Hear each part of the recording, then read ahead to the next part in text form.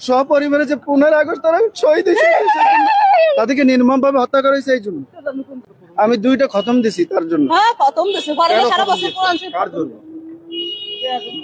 তার সপরিবারের জন্য 15 আগস্ট যারা নিহত হয়েছে তাদের জন্য তাদেরকে নির্মম ভাবে হত্যা করা হয়েছে এই জন্য।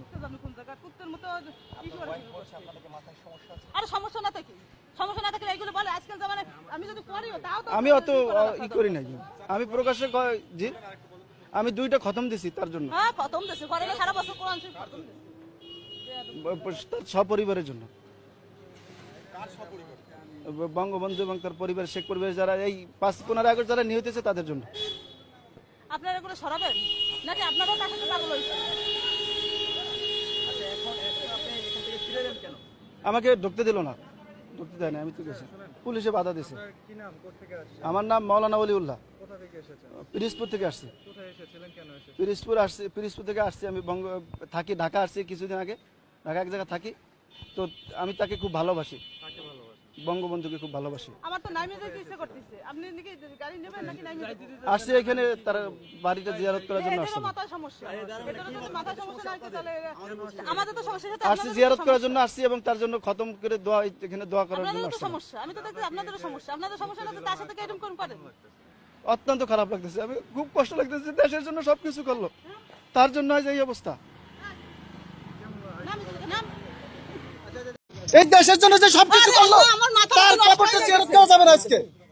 আমি তার জন্য কোরআন শরীফ খতম করছি। আপনি কি জিয়ারত করতে আসছেন? হ্যাঁ, আমি জিয়ারত করতে আসছি। আমি বঙ্গবন্ধুর জন্য কোরআন শরীফ খতম করছি। মাফ করো আল্লাহ। কথা বলো না তুমি।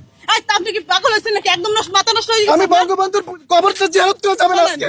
আপনারা যে দেশের জন্য সবকিছু করছে, দেশের জন্য জীবন দিয়েছে, তার কবরটা যদি জিয়ারত না করা যায় কে পারবে? এই 15 আগস্ট তার কবরটা জিয়ারত করা যাবে না।